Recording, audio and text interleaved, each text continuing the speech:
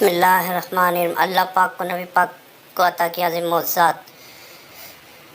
غزوہ حدیبیہ کے موقع پہ پانی کی سخت قلت ہو گئی تھی، صحابہ کرام کو وضو کے لیے بھی پانی میسر نہ تھا۔ نبی کریم صلی اللہ علیہ وسلم نے پانی کا ایک چھوٹا سا برتن منگوایا، اس میں ہاتھ ڈالو اور آپ کی انگلیوں کے درمیان سے پانی چشمے کی طرح بہنے لگا۔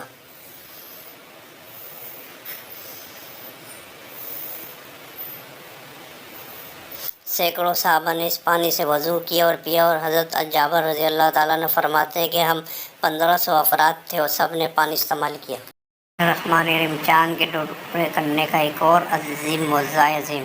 نبی کریم صلی اللہ علیہ وسلم کا یہ معجزہ مکہ مکرمہ میں اس وقت ظاہر ہوا جب کفار قریش نے مطالبہ کیا کہ اگر آپ واقعی نبی ہیں تو کوئی آسمانی نشانی دکھائیں۔ نبی پاک صلی اللہ علیہ وسلم نے اللہ تعالیٰ سے دعا کی اور اللہ تعالیٰ کے حکم سے چاند دو حصوں میں تقسیم ہو گئی، یہاں تک کہ پہاڑ ہیرا کے دونوں طرف الگ الگ چاند کے ٹکڑے نظر آنے لگے۔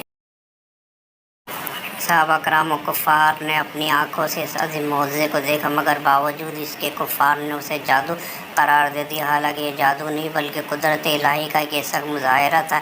اس واقعے کا ذکر قرآن میں سورۃ القمر کی پہلی آیات میں ہے، جس میں فرمایا گیا قیامت قریب آ گئی اور چاند پھٹ گیا۔